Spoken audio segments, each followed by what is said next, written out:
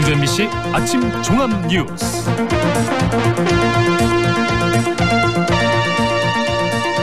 (4월 5일) 금요일 아침 종합 뉴스입니다. 민간공원 특례사업 대상지의 땅 주인들이 건설업자 배만 불리는 특례사업을 철회하라고 요구했습니다. 민간공원 2단계 사업자가 뒤바뀌면서 광주시교육청의 청사 이전도 차질을 빚고 있습니다. 지난해 처음 공개돼 화제를 모았던 5.18 영상은 당시 군 당국이 취합한 자료로 추정됩니다.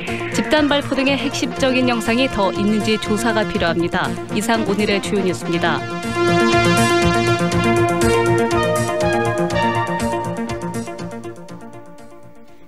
민간공원 특례사업 대상지의 토지 소유자들이 사업 철회를 촉구하고 나섰습니다. 땅 주인들은 배제된 채 건설사 배만 불리는 사업이라고 주장했습니다. 정용 기자입니다. 민간공원 2단계 토지 소유자들이 비대위를 구성하고 사업의 전면 백지화를 촉구했습니다. 민간공원 특례사업 반대한다! 반대한다! 반대한다! 민간공원 사업은 공원 부지에 고분양가의 초호화 아파트를 짓는 사업이라며 사업 시행자에게만 막대한 이득이 돌아간다는 이유에서입니다. 공공재인 공원을 최창성 중앙공원 토지 소유 민간 시민입니다. 건설업자를 통해서 개발한다는 건데 알고 보면 그것은 민간 건설업자에게 천문학적 이익을 주는 특혜 사업으로 저는 보고 있습니다. 일단 이거 자체를 반대하는 겁니다. 지난 수십 년 동안 재산권 행사를 하지 못한 상황에서 땅 주인의 희생을 전제로 공원 부지를 건설사의 먹잇감으로 만들어주고 있다고도 비판했습니다. 절대 땅을 내놓지 않겠다며 이번 기회에 공원 부지 해제를 요구했습니다. 공원 부지로 묶여가지고 중해공원의 토지 평균 소유 지가가 시민입니다. 2만 원대입니다. 15,000원, 2만 원인데 거기에서 감정평가를 해봐야 시세하고 맞지가 않습니다.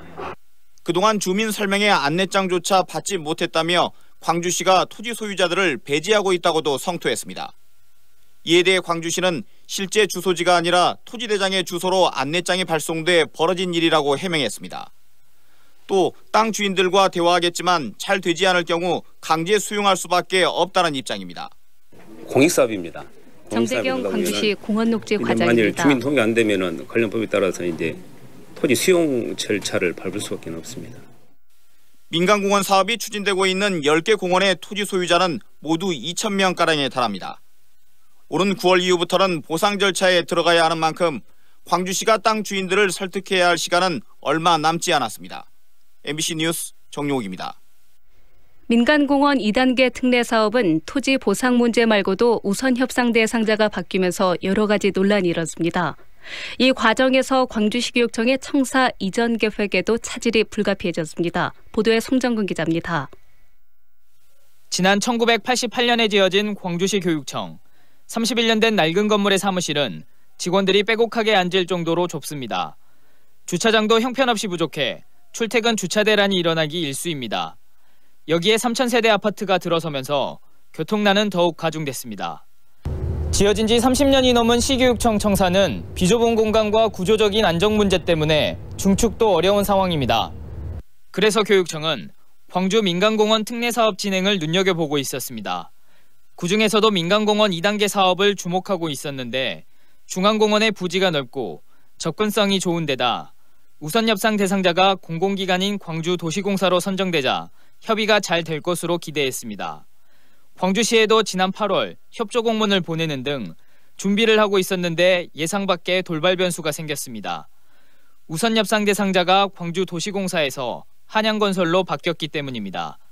청사 이전을 위해 처음부터 협의를 다시 해야 하는 상황도 상황이지만 이윤 창출이 목적인 민간기업과의 청사 이전 논의는 공기업인 도시공사보다 훨씬 더 어려울 것으로 전망되고 있습니다.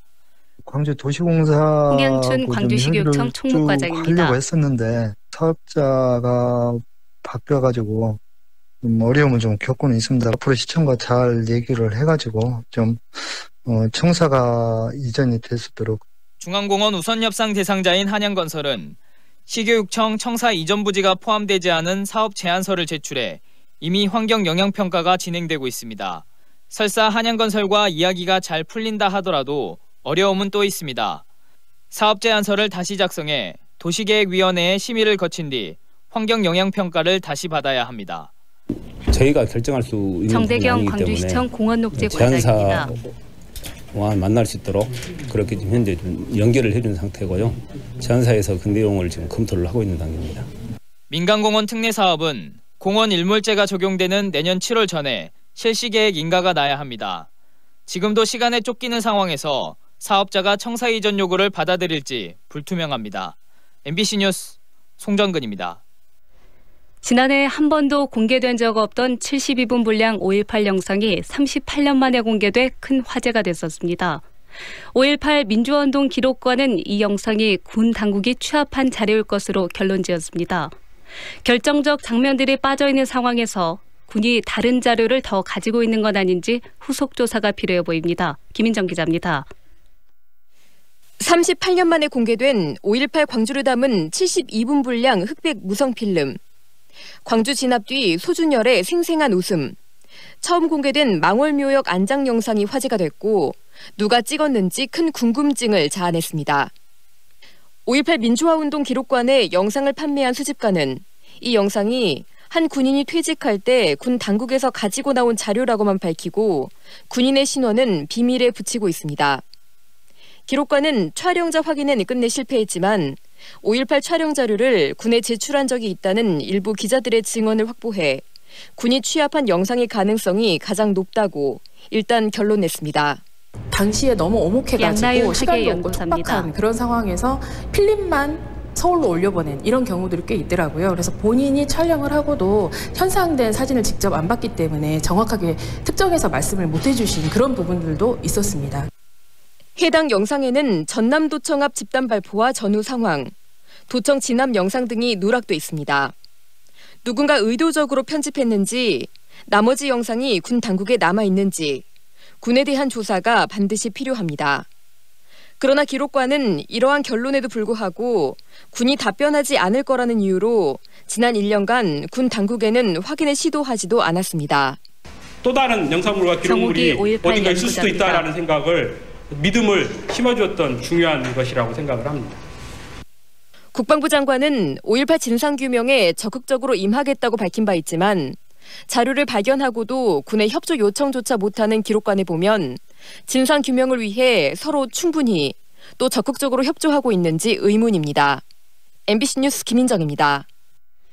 5.18 때 무기징역을 선고받았던 고 홍남순 변호사가 39년 만에 재심을 통해서 무죄 판결을 받았습니다.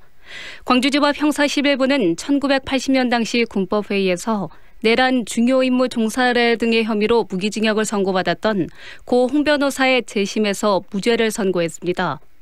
유신 독재 시절부터 시국 사건 무료 변론을 도맡았던 홍 변호사는 5.18 때 시민 희생을 막기 위한 죽음의 행진에 나섰다 옥고를 치렀습니다. 5.18 유공자 신청을 거부했던 홍 변호사는 지난 2006년 93세를 일기로 타계했습니다. 군 공항이 이전되는 지역에 국고보조금 등 국가 지원을 확대하는 법 개정이 추진됩니다. 더불어민주당 송갑석 의원은 군 공항이 이전되는 주변 지역에 금전적 지원뿐만 아니라 지역의 개발 사업까지 국가가 지원하도록 군 공항 이전과 지원에 관련한 특별법 일부 개정안을 대표 발의했습니다. 광주시는 올해 광주 시티 투어 버스를 테마형과 순환형, 수영대회 특별노선 등 3개 방식으로 운영합니다. 광주 100년의 버스를 주제로 한 테마형 버스는 내일부터 매주 토요일 하루 2회씩 버스터미널과 양림동 아시아 문화전당을 순회합니다. 순환형 버스는 이달 중순부터 무등산과 예술공연 등 3개 권역으로 나눠서 운행합니다. 광주지방 현재 기온은 9도입니다. 뉴스를 마칩니다.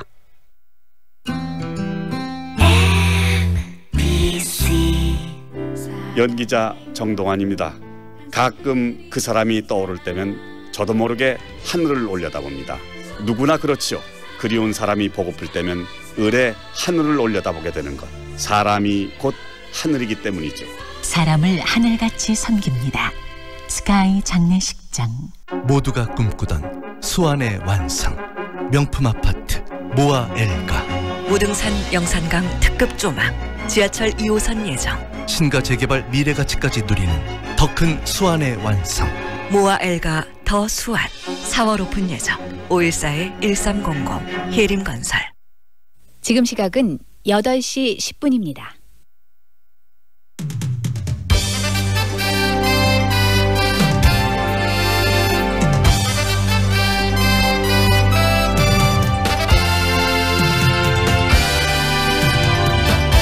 황동현의 시선집중. 지난 국정감사 이후 각 교육청이 검찰 등 수사기관에 문제가 된 사립 유치원을 고발하는 경우들이 수십 건에 달한다고 합니다. 그런데 상당수는 수사가 진행되고 있지 않다고 하는데요. 광주는 물론이고 전국적으로 실태가 이러하다고 하는데 사립 유치원 비리를 공개하고 또 투명 회계를 주장하고 있는 더불어민주당 박용진 의원은 사립 유치원들의 위법 사항에 대한 신속한 수사 그리고 탄루 의혹을 받는 유치원들에 대한 철저한 조사를 재차 강조하고 있습니다. 오늘 집중 인터뷰에서 박용진 의원 만나보겠습니다. 아이 맡길 곳이 없어 쩔쩔맸던 맞벌이 부부들에게 희소식이었던 게 바로 이 정부의 아이 돌봄 서비스인데요. 하지만 최근 돌봄 교사의 유아 폭행을 보면서 모든 국민들은 당황하고 또 안타까움을 갖지 않을 수 없습니다. 정부가 아이 돌보미 공급을 늘리는 데만 치중하느라 인력 관리를 제대로 못한 게 아니냐라는 그런 비판도 쏟아지고 있는데요. 현재 활동 중인 아이 돌보미 분들이 2만 3천여 명 정도. 올해 3만 명까지 늘리는 게 지금 정부 목표인데요. 양적 확대가 중요한 게 아니라 제대로 된 인력 관리가 문제다라는 지적이 있습니다. 관련해서 정치하는 엄마들 백운희 공동대표와의 인터뷰 오늘 준비되어 있습니다. 저소득층의 주거 안정을 위해서 소평 평수를 지어서 임대 방식으로 거주할 수 있게 한 것이 바로 영구 임대 아파트입니다. 상대적으로 적고 관리비도 좀 비싸다 보니 소형 평수의 공실률이 굉장히 많다고 하는데요. 또 그리고 국민임대주택이나 행복주택처럼 다양한 주거제도가 늘고 있기 때문에 낙후한 영구임대 아파트의 이 슬럼화 문제도 해결해야 한다라는 목소리도 더불어서 나오고 있습니다. 광주도 그렇다고 하는데요. 광주광역시 의회 김강란 의원은 이런 공실 문제를 청년 주거 해소 방안으로 활용하자라는 의견과 함께 어제 토론회를 개최했다고 합니다. 3부에서 그 내용 들어보겠습니다.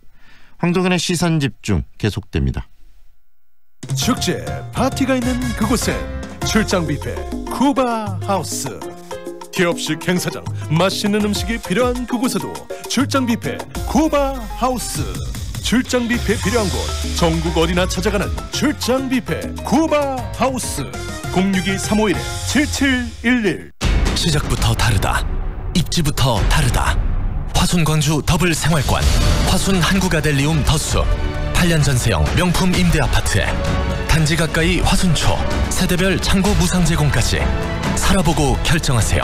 4월 오픈 예정 1811-8182 한국건설.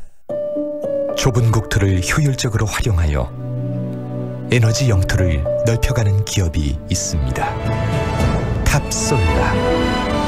생명의 가치를 높이고 미래의 변화를 준비합니다. 하늘의 태양을 땅의 태양으로. 탑솔라.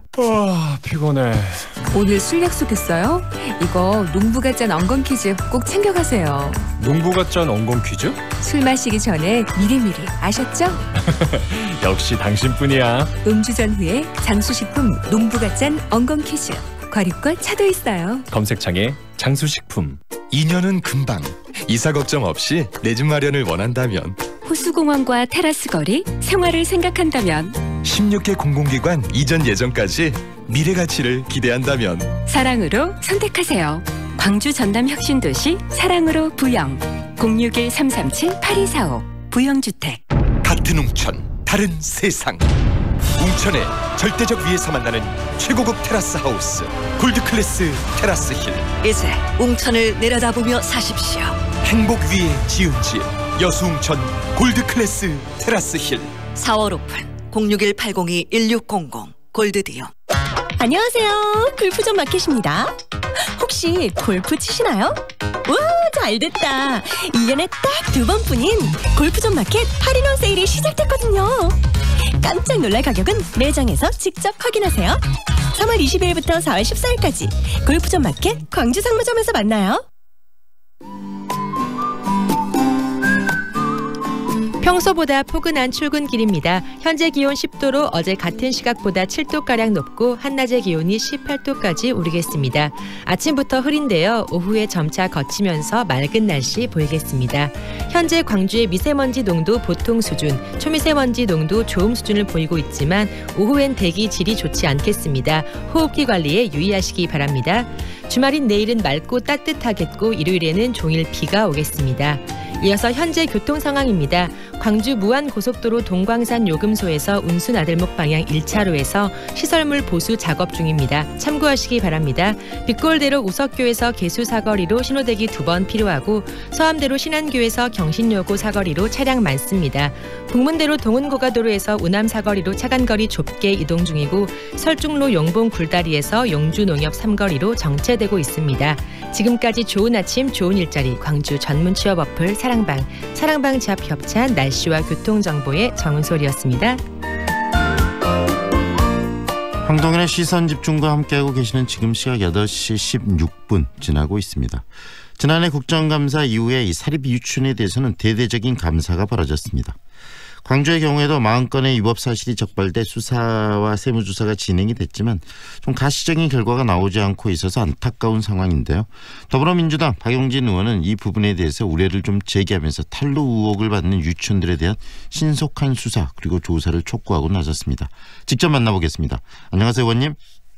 안녕하세요. 박용진입니다. 네, 지난 국정감사 때 가장 뜨거웠던 이슈. 하지만 지금 이렇게 해결된 게 별로 없는 것 같습니다. 직접 그 문제를 제기했던 의원님은 어떻게 보세요? 그 부분은? 그래도 참 많이 달라졌어요. 네. 일단 교육 당국이요. 지지부진하게 수수방관하고 있었기 때문에 이런 일들이 만연했었는데 어쨌든 교육부가 달라졌고 교육 당국이 달라진 거는 분명하고요. 그 사이에 에듀파인도 차근차근히 이제 계획대로 정착되기 시작했잖아요. 네. 한유총 측의 그 저항에도 불구하고 국민 여러분들도 이 부분에 대한 관심이 높아지신 덕분에 이렇게 좀 달라지고 있는 건 분명하다. 다만 그 교육 당국이 달라진 것에 비해서 이런 부분을 그 법 집행을 엄정하게 해서 처벌을 하겠다고 하는 사정 당국의 태도가 좀 지지부진한 건 분명합니다. 네, 그래서 바로 그 부분을 또 촉구하셨는데 촉구하신 내용을 다시 한번 구체적으로 이야기해 주시죠. 지금 이제 교육당국 특히나 그 17개 광역시도의 교육청이요. 지난번 국정감사 이후에 이제 사립 유치원들에 대한 감사를 진행을 했고 특히 광주교육청이 제가 왜 광주교육청은 유독 감사를 하지 않느냐고 지적을 하고 나서 네. 되게 열심히 원칙적으로 잘했습니다. 그래서 고발을 해놓고 문제점들을 찾아서 사정당국 특히나 검찰과 국세청에 이걸 알렸는데 네. 여기에서 지금 몇 달이 지났는데도 아무런 조짐이 보이지 않는 것 때문에 문제를 제가 삼았고요. 네. 특히나 이덕선 전 이사장과 관련해서 수원지검이 한 차례도 고발인 조사조차도 하지 않고 이 사건을 묻어두려고 한다는 문제를 제가 지적을 하고 나서야 부랴부랴 뒤늦게 움직여서 비록 이번에는 구속영장이 기각되긴 했습니다만 네. 어쨌든 구속영장까지 청구하고 교육청이 경기도 교육청이 제기했던 문제들을 확인을 하는 과정은 분명히 있었습니다. 그래서 할 수 있는데 안 하고 있는 거 아니냐라고 네. 하는 이런 지적을 제가 하고 있는 겁니다. 이제 사정 당국들 특히 검찰 그리고 국세청의 적극적인 조사가 좀 필요한데 그런 부분이 좀 부족하다라는 지적을 하신 거네요. 예, 그렇습니다. 왜냐하면요, 그 교육 당국은 있는 서류를 가지고 사실관계를 그냥 확인하는 것뿐입니다. 그렇죠. 감사라는 게. 강제 수사권이라는 게 있지는 않아요. 그래서 계좌 추적권이나 이런 것들이 전혀 없기 때문에 그저 서류, 이것도 다 맞춰놓은 서류임에도 불구하고 여러 문제점들이 드러났으니 이런 부분 좀 확인을 하고 법 집행을 해달라고 청구하는 거거든요. 네. 그런데도 불구하고 그것을 담당해야 될 사정 당국이 수수방관하고 있다면 우리는 지난해 왜 그렇게 우리 국민들이 분노를 한 겁니까? 그리고 대통령과 교육부 총리, 심지어 국무총리까지 나서서 이런 부분에 대한 그 법 위반 사실에 대해서 엄정하게 법 집행을 약속하고 그랬는데 그런 약속들은 지금 어디로 간 거죠? 이런 부분 우리 국민들로서는 따져봐야 되겠습니다. 네, 바로 사정당국에 적극적으로 그래서 그런 부분들 때문에 더 조사를 해달라는 요구를 하셨다는 말씀이신데 그럼 의원님 이런 부분을 한번 짚어보시죠. 지금 사립 유치원 비리 실태 국정감사를 통해서 많은 부분이 좀 까지기도 하고 그다음에 국민들이 관심을 더 갖게 됐는데 감사를 통해서 드러난 비리들 어떤 내용인지 우리 의원님께서 분석하신 자료나 그런 게 있으면 좀 소개를 해 주시죠. 작년에 제가 17개 시도교육청에서 자료를 받아서 그거를 공개를 한 거잖아요. 네. 그 국정감사 이전 5년 9개월 동안 2,325개 유치원에서 6,900건 이상 그리고 총액으로는 316억 원 이상의 회계 부정이 적발된 거고요. 이것 때문에 이제 국민들이 뭐 충격받고 이제 그 언론에서도 난리가 나고 그랬는데, 문제는 이제 올해 3월에 제가 또 추가 공개를 한 겁니다. 이거는 국정감사 이후에 벌어진 일들이고요.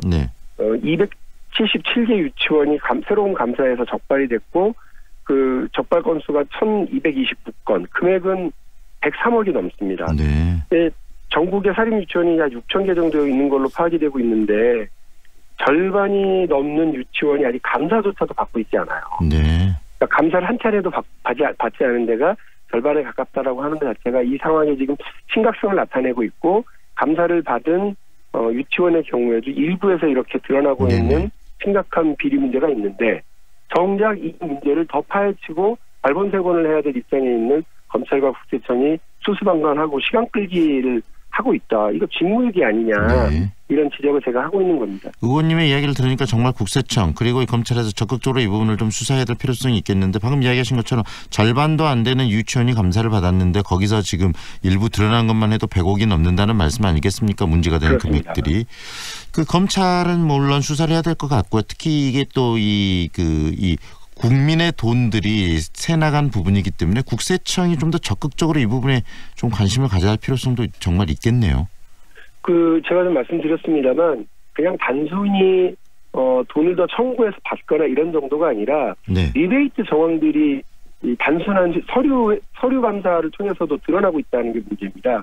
리베이트 의혹이라든지 아니면 세금 탈루라든지 하는 부분들이 있어서 국세청에도 조사를 청구하고 있는데도 불구하고, 글쎄요, 국세청하고 검찰 쪽의 입장을 물어보면 너무 그냥 사무적으로 하고 있다라고만 얘기를 하고 있습니다. 그런데 지금 광주의 경우에는 작년 12월에 이미 고발이 된 것들이 많은데 아직도 제대로 수사가 진행돼서 이 문제에 대한 발본색원의 의지를 보이지 않고 있다.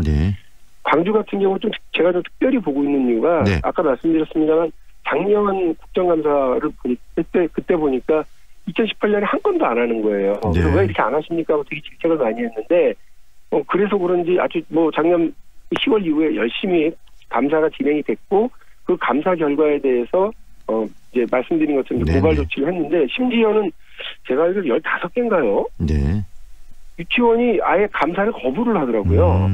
아니, 세상에 교육당국이 법적으로 할 수 있는 감사 권한을 가지고서 감사하겠다는데, 교육기관이 그 교육당국의 감사를 의무적인 그 감사를 거부를 하다니요. 이게 말이나 됩니까?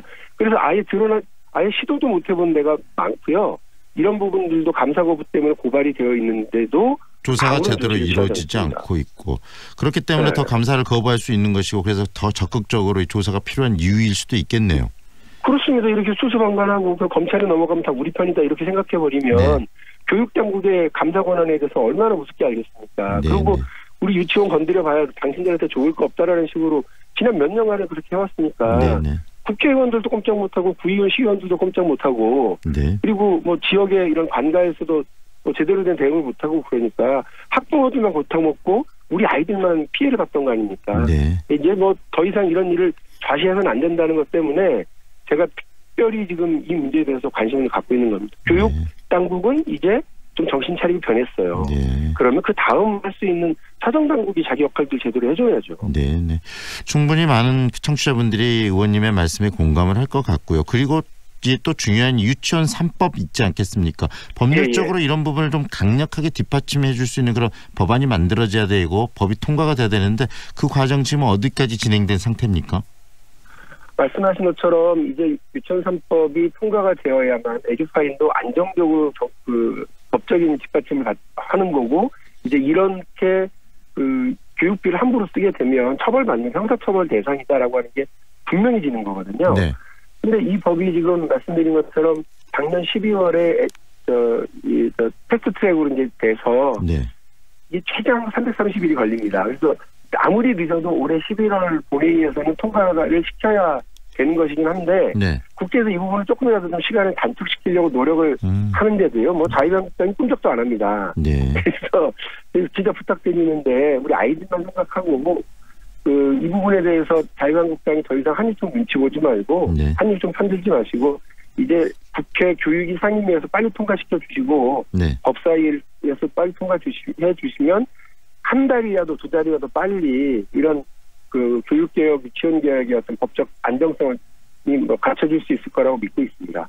패스트트랙에 지금 올라가는 있지만 자유한국당이 적극적으로 이 뜻을 바꿔서 이런 법안 통과에 참여한다면 훨씬 더 빨리 이 법안이 통과되고 국민들 또 유치원에서 아이들을 키우는 이런 학부모들이 더 안정적으로 아이들을 이렇게 교육시킬 수 있는 그런 환경이 만들어지는 거 아니겠습니까? 그렇습니다. 벌써 이제 내일이면 100일입니다. 패스트트랙을 스타트한 지 100일인데 그 100일 동안 단 한 차례도 국회 교육위에서 상임위에서 논의를 하고 있지 못한 건 네. 정확하게 말씀드리면 자유한국당이 틀어막고 있기 때문인데요. 그렇게 틀어막아도 어쨌든 시간이 지나면 법사위로 넘어가고 본회의로 넘어가게 되어 있거든요. 그런데 자유한국당이 왜 이런 식으로 몽리를 부리는지 도무지 잘 이해가 안 됩니다. 다음 주 월요일 날 광주를 방문하실 계획이라고 들었는데 어떤 일 때문에 오시는 거죠? 광주에서 제가 예정된 강연이 있습니다. 근데 그 강연보다도 제가 조금 일찍 새벽 기차 타고 내려가서 광주에서 오전 9시에 기자회견을 하려고 지금 준비하고 있거든요. 네. 오늘 지금 말씀드린 이 내용들 직접 내려가서 광주 검찰과 그 국세청 당국에게 좀 신속하고 정확한 수사와 조사를 좀 해갈 것을 촉구하기 위해서 광주에 갑니다. 여러분들의 많은 응원과 관심 주시면 고맙겠습니다. 월요일 기자회견을 통해서 그런 이야기를 또 꺼내주시고 미리 또 저희 방송을 통해서 우리 의원님의 뜻을 이렇게 청취자분들께 전달해 주셔서 고맙습니다. 오늘 여기까지 들을게요. 수고하셨습니다. 네, 감사합니다. 지금까지 더불어민주당 박용진 의원과 함께했습니다.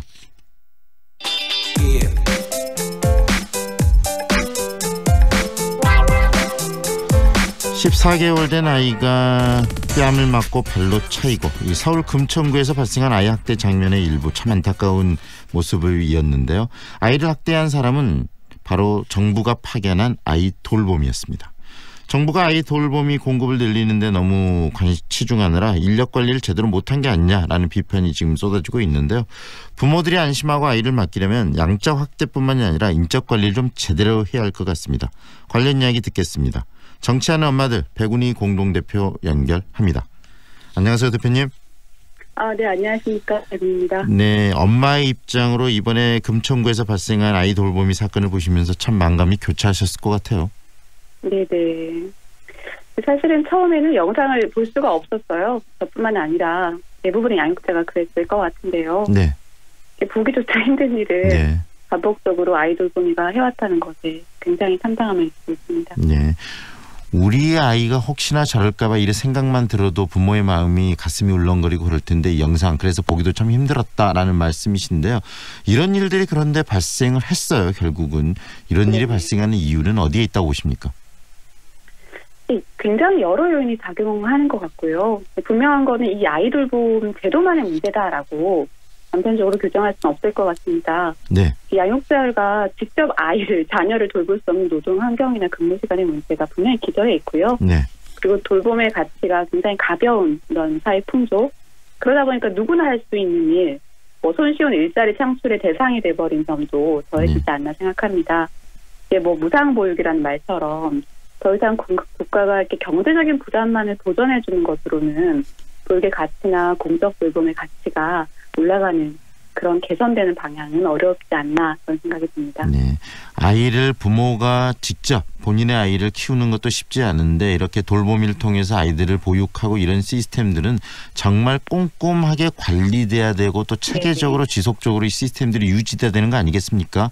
이 체계성이 중요할 것 같은데 현 정부가 이 돌보미 서비스의 이 돌보미를 늘리는 부분과 일자리, 다시 말해서 이 사람들에게 일자리를 만들어주겠다는 그런 정책적인 그런 부분들을 이렇게 가미하면서 돌보미 숫자만 너무나 과도하게 늘리는 그런 측면도 이런 일들을 만들어낸 요인 중 하나가 아닐까요? 저도 그렇게 생각을 하고요.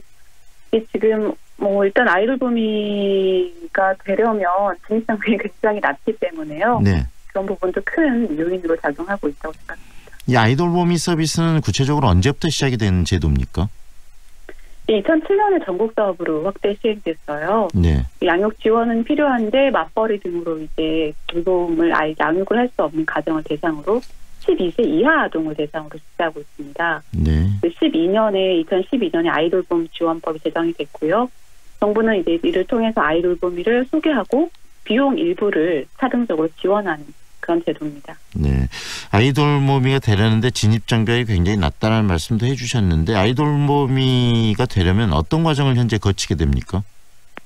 일단 관련 자격증이 없어도 그 양성기관에서 80시간 교육을 이수하면 됩니다. 그러니까 말이 80시간이지 하루에 9시에서 6시까지 뭐 점심시간 제외하면 10일이면 수료할 수가 있는 거거든요. 네. 네, 이 문제가 이제 불거지면서 교육과정 80시간을 봤더니 아동학대 예방 시간은 2시간에 불과하다. 뭐 이런 문제도 제기된 바가 있습니다. 네. 결국은 그런 부분들을 좀 강화하고 아이 돌보미가 되려는 사람들을 제대로 좀 교육시키는 이 시스템이 많이 부족했던 거네요.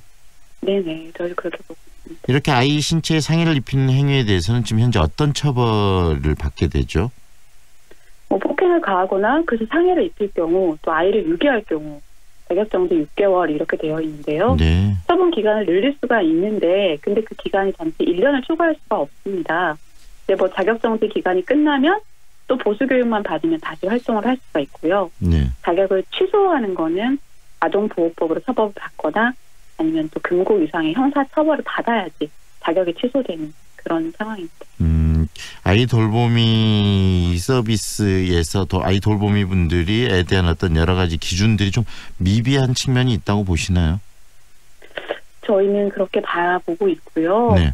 처벌이 약한 부분도 있겠지만 사실은 문제가 발생한 이후의 처벌의 문제이기 때문에 네. 예방적 기능이 더 주목을 해야 한다 이렇게 보고 있습니다. 이번에 이 상황들을 보면서 우리가 이 아이 돌보미 서비스를 이번에 좀 체계적으로 다시 한번 정비할 필요성이 있다는 이야기들이 계속 나오고 있는데 바로 그 방법에 대해서도 좀 고민을 하셨을 것 같아요. 어떤 식으로 이 돌보미 서비스를 개선해야 할까요? 일단은 관리 측면을 좀 강화를 하셔야 될 것 같습니다. 네. 말씀하신 것처럼 수요가 늘어나다 보니까 공급을 확대하는 것에 급급해서 관리가 부족한 것이 지금 드러나고 있거든요. 그래서 관리 현장의 어떤 모니터링이나 현장에서 지금 주요하게 발생되고 있는 민원을 반영해서 교육하고 양성하는 그런 관리 방식을 좀 더 보충하는 것이 필요하지 않나 이렇게 생각하고 있습니다. 네, 그런 부분들을 좀 보충해야 되고요. 하지만 이 시스템 속에서 이 아이 돌보미 제도 자체에 대한 필요성은 끊임없이 또 중요한 거 아니겠습니까? 제도가 필요한데요. 이게 지금 뭐 일단은 지금 현재로서도 아이 돌보미 공적 돌봄 자체가 네. 매칭이 제대로 되지 않아서 그 민간 업체로도 넘어가는 경우도 굉장히 많거든요. 네.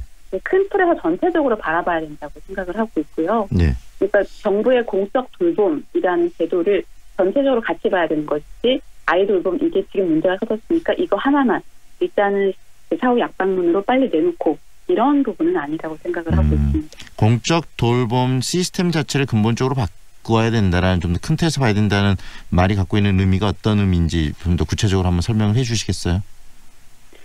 그 공적 돌봄이라는 것이 돌봄이 여의치 않은 양육자를 위해서 국가가 대신해서 울타리를 제공해 주는 것이잖아요. 네.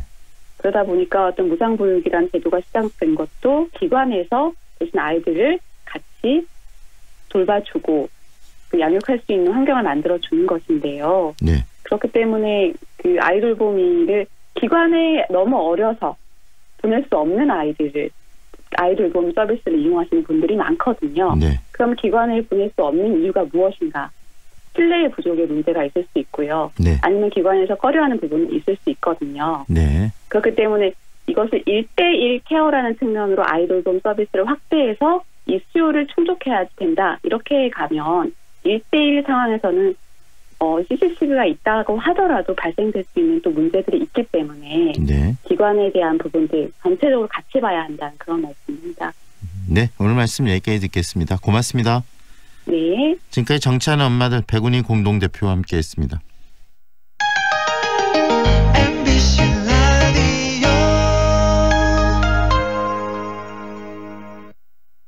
뭐해?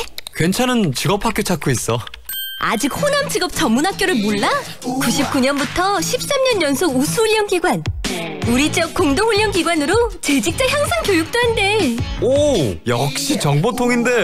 하나 더. 지금 호남에선 국비교육생을 모집 중이래. 우와. 김대리, 고혈압 당뇨 검사 받았어? 부장님, 전 30대부터 혈압약 먹고 있어요. 아, 그러면 광산구 고혈압 당뇨병 등록교육센터에 문의해봐. 등록하면 교육, 상담, 검사도 해주고 선물도 준다네. 문의 광주 952-8882. 만 30대 이상 광산 구민의 하나입니다. 배우 한은정입니다. 생각보다 가까운 하늘, 그 하늘을 향해 대라수가 하늘을 걷는 다리를 놓습니다. 광주의 하늘을 당신에게 선물합니다. 하늘을 이어주는 아파트, 봉선주월 대라수 어썸브릿지, 광주 383-7774 대라종합건설. 일본에 맞서 조선의 독립을 요구했던 3.1운동이 100주년을 맞았습니다. 민족 차별 교육에 항의하며 광주 지역 학생들이 일어섰던 광주 학생 독립운동은 90주년이 되었습니다. 3.1운동의 정신을 올바르게 계승하는 일은 무엇일까요? 학교와 지역사회가 앞장서 교육 현장에 남아있는 친일 흔적을 찾아내 청산하고 우리의 정체성을 확립하는 일입니다. 1929년 광주 학생 독립운동의 진원지였던 광주일고의 학생들도 친일 잔재를 없애기 위해 뜻을 모으고 있습니다. 우리 선배님들이 지켜온 역사를 돌아보면 교가에 친일의 전제가 남아있다는 것을 알게 된 이상 대다수의 학생들이 교가를 부르지 않는 쪽으로 의견을 모았습니다. 바른 역사의식이 대한민국의 바른 미래를 이끕니다. 광주광역시 교육청.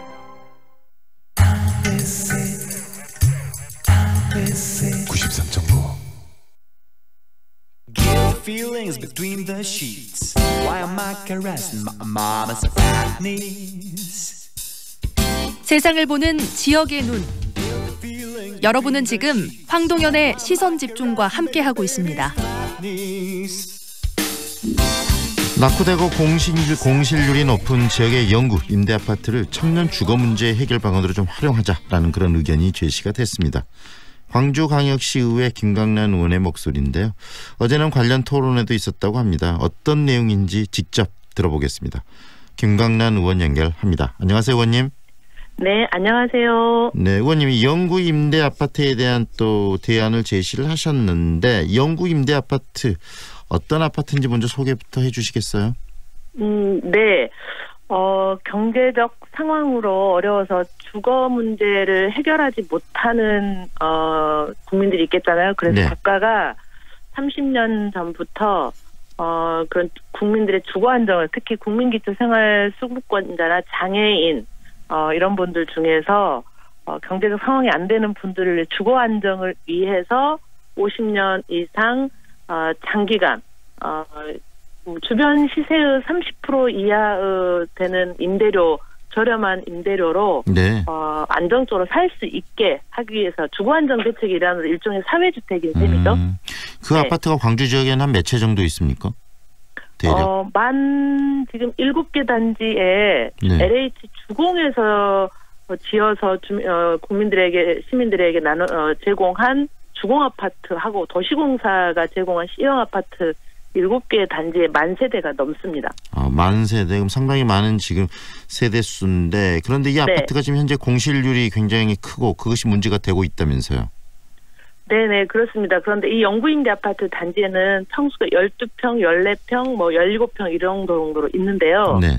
이 중에 14평 이상은 계속 대기자가 많아요. 그런데 대기자가 있는데 정작 12평, 소형 평수는 지금 광주 전체로 보면 지금 1,000실이 넘게 지금 공실이 계속 몇 년째 유지되고 있는 거죠. 네, 12평 이하의 이런 영구 임대 아파트가 1,000실 이상 지금 공실이라면 상당히 좀 큰 문제인데, 이 문제를 그렇죠. 지금 청년 주거 일자리와 주거 환경과 연계해서 좀 풀어보자라는 지금 이야기를 하셨어요. 구체적으로 네. 어떤 방식입니까?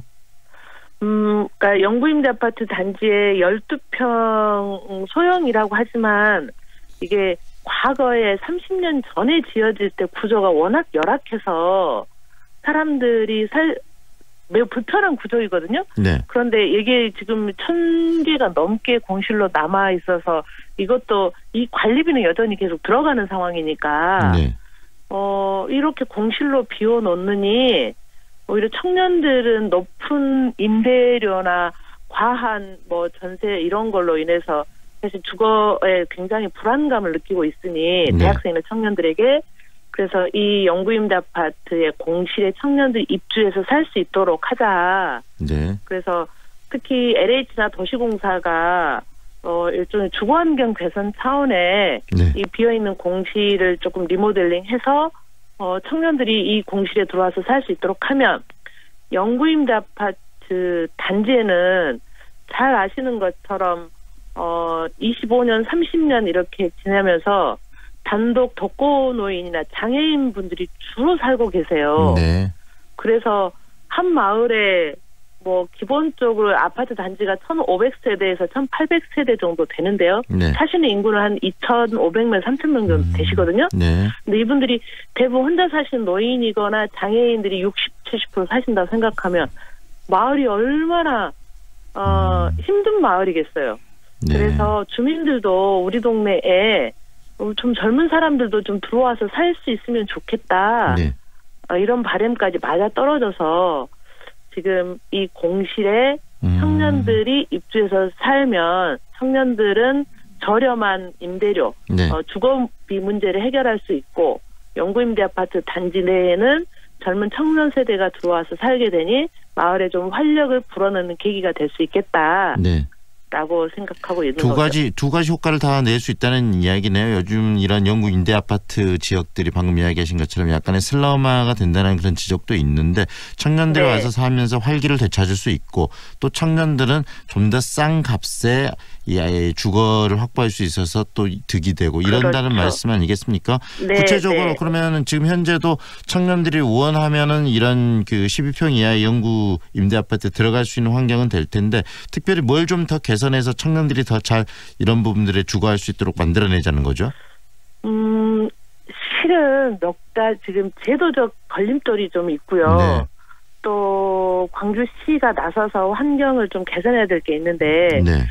지금 비어있는 공실에 청년들이 한 달에 이제 뭐 월세 임대료가 뭐 9만 몇천 원 정도니까 네. 매월 임대료를 보통 원룸에서 30만 원, 40만 원 내야 하는 청년들 입장에서는 네. 괜찮은 조건이야 하고 와서 살려고 오면 두 가지가 걸려요. 어떤 것들이죠? 하나는 청년이라고 해서 아무나 조건이 되지 않아요. 영구임대 아파트 단지에 입주 자격이 안 되는 거죠. 그걸 좀 풀어줘야 되겠네요. 입주 자격 그렇습니다. 문제. 이 자격을 공실로 이렇게 계속 남아 있으니까 네네.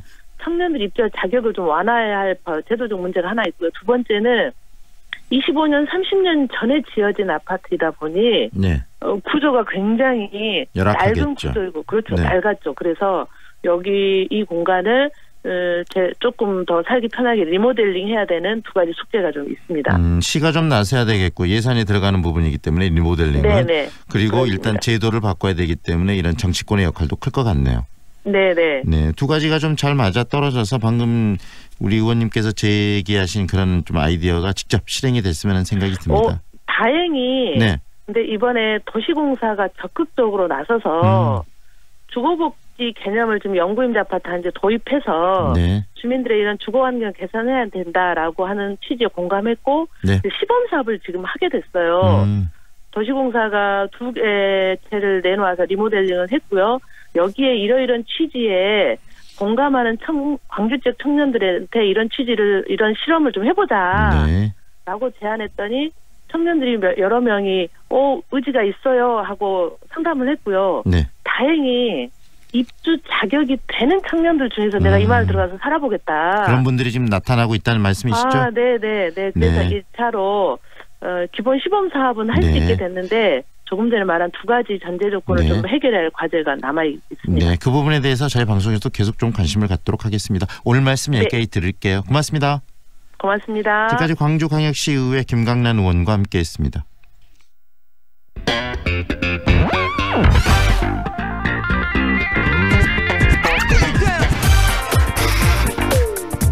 남도의 아름다움을 귀로 느끼는 시간입니다. 아름다운 남도. 오늘도 전남도청 대변인실 이돈삼 시민기자 직접 스튜디오에 나오셨습니다. 안녕하세요. 예, 안녕하셨습니까. 오늘이 절기상 청명으로 완연한 봄인데요. 또 그런데 강원도에서 이 산불 때문에 참 안타깝기도 합니다. 예. 이번 주는 어디를 소개해 주십니까?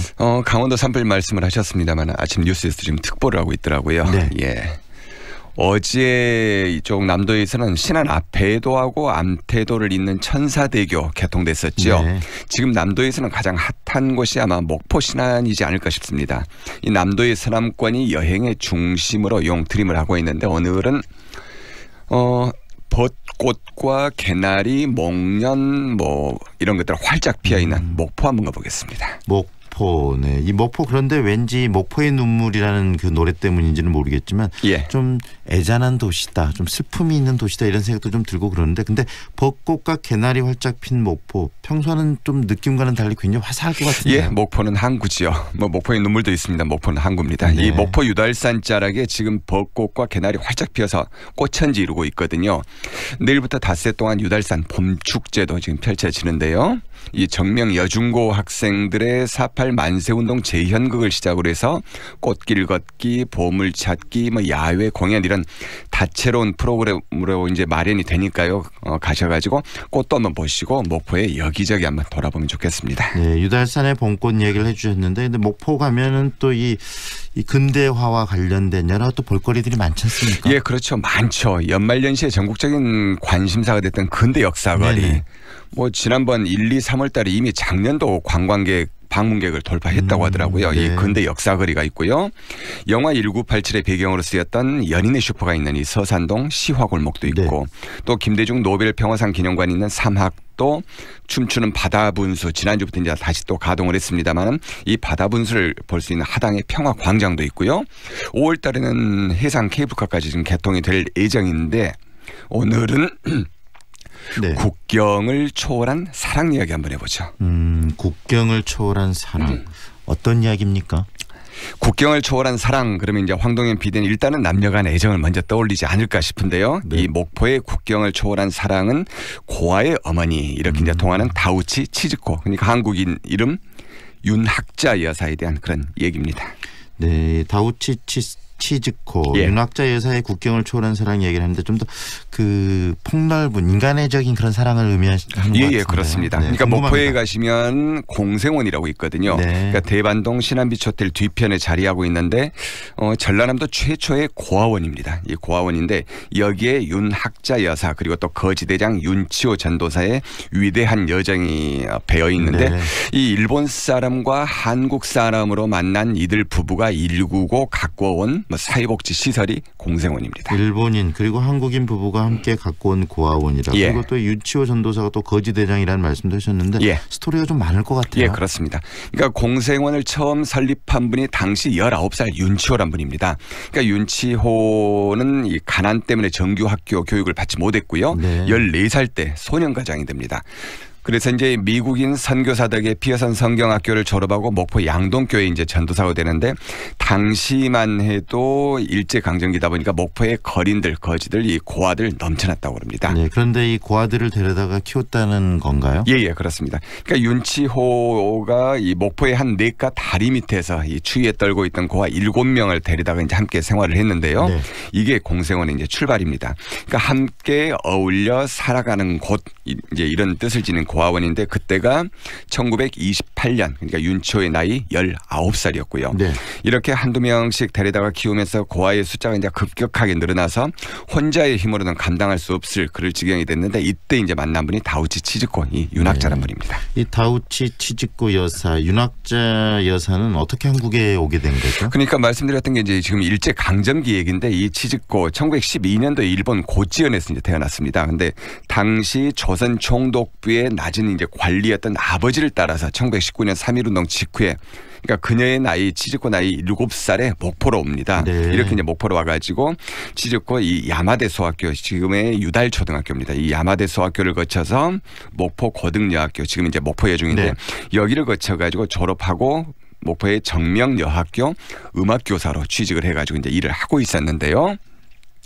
이때 이 목포 고등여학교의 은사로부터서 이제 제안을 하나 받습니다. 공생원에 가서 보람 있는 일을 좀 해보지 않겠냐 이런 제안을 받고 그때부터 공생원이 이제 자원봉사를 시작을 하게 된 거죠. 일본인이 일제 강점기인데 한국인들이 모여 있는 고아원에서 자원봉사를 했다. 예, 특이하네요. 그렇습니다. 예, 그러니까 치즈코는 그때 당시 이제 일본의 만행에 속죄하는 그런 마음도 좀 있었다. 그리고 네. 또 그것도 있었지만은 고아들한테 웃음을 좀 찾아주고 싶었다. 이런 이제 말씀을 하신 적이 있는데 이 자원봉사를 하던 치즈코하고 원장인 윤치호 이제 서로 마음이 통해서 결혼까지 하게 되고요.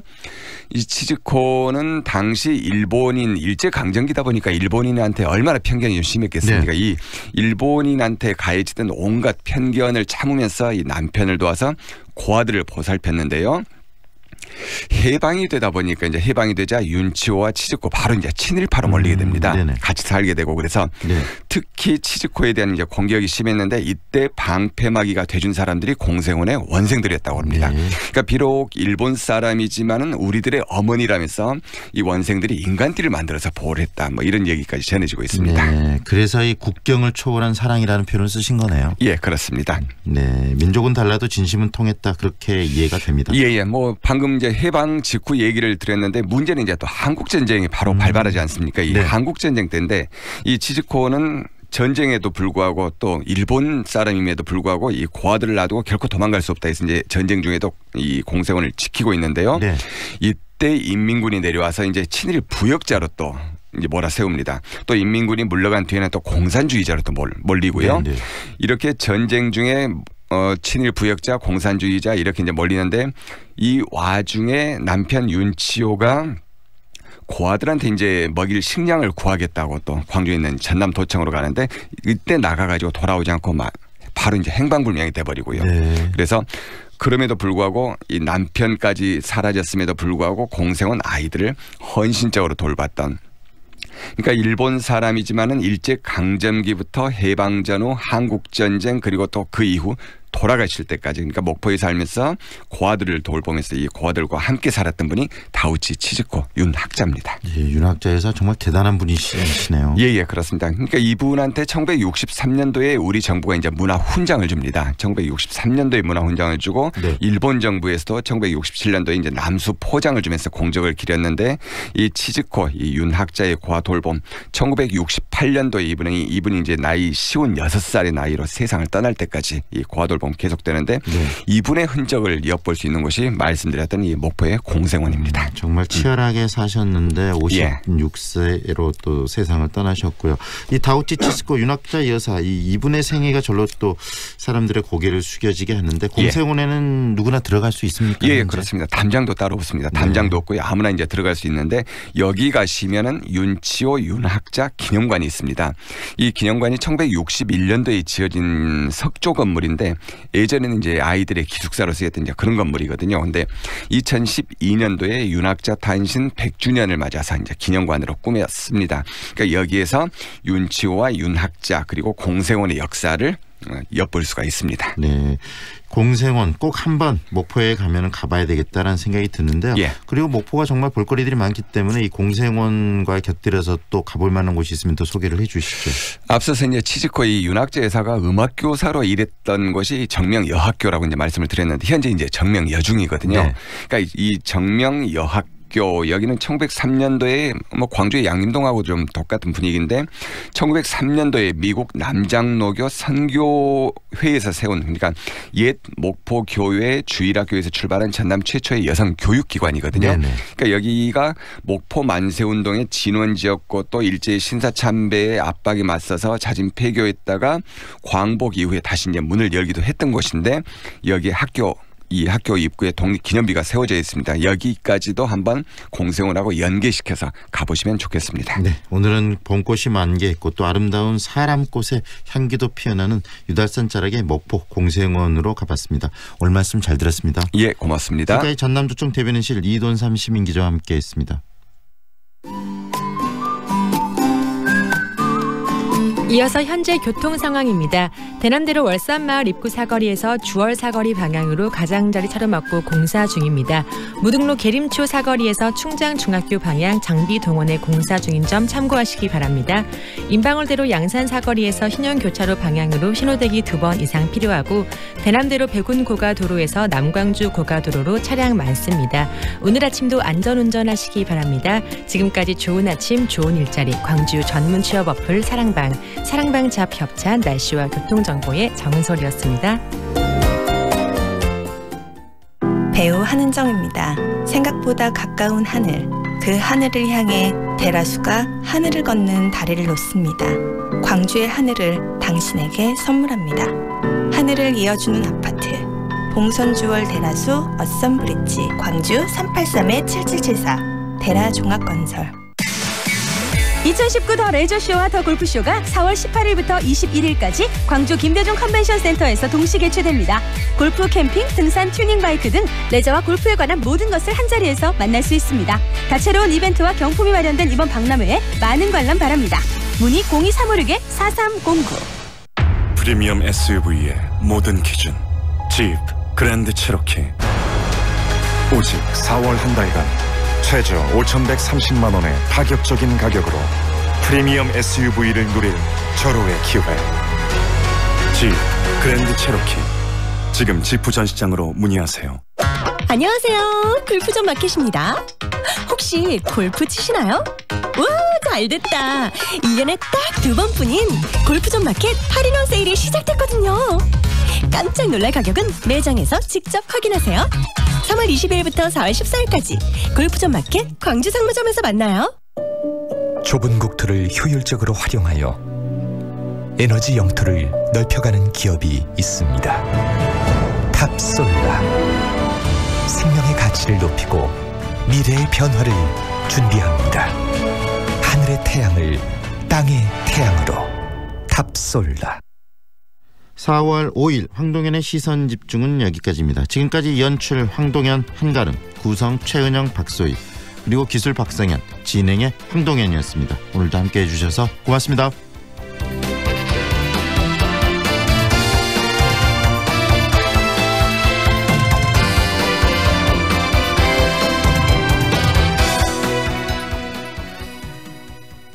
지금 시각은 8시 57분입니다.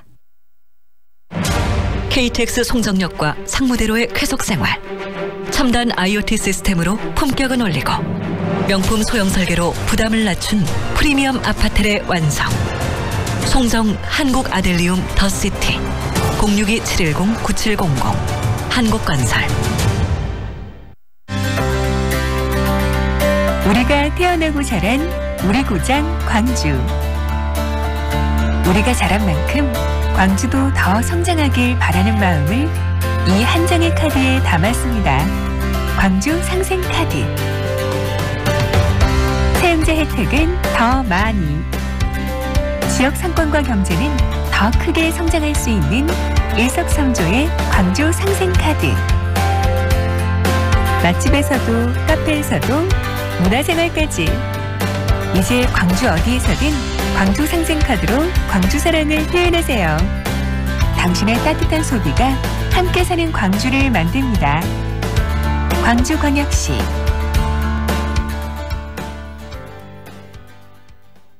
안녕하세요. 대한민국 국가대표 바텐더 최주원이라고 합니다. 바텐더는 사람들과 소통을 하고 그 한 잔을 내어주면서 그 사람의 마음을 쥐락펴락할 수 있는 좀 매력적인 직업입니다. 처음에는 손님으로 갔다가 우연찮게 시작한 직업이고요. 올해 딱 29, 10년 차입니다. 항상 웃고 뭔가 정말 이 직업이 좋아서 하는구나. 네, 현재는 세계 랭킹 이제 7위까지는 경험을 해봤는데 이제는 세계 1위를 목표로 열심히 나아가보는 중입니다. 6시간에서 7시간 정도씩 연습을 하고 있습니다. 높은 목표를 잡고 직접 실행에 옮길 것. 실행에 옮기는 사람이 결국 성공을 한다고 생각을 하고 있습니다.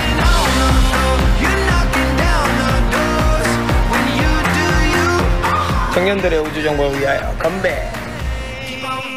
광주 MBC가 청년들의 우주 정복을 응원합니다. 청년의 꿈을 키우는 남도 청출어람.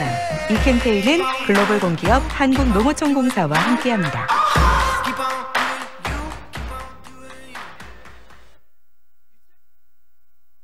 AM 819kHz, 표준 FM 93.9MHz, 광주 MBC 라디오입니다. HLCN. 친구처럼 다정한 연인처럼 MBC 문화방송. 여러분의 다정한 친구 광주문화방송이 9시를 알려드립니다.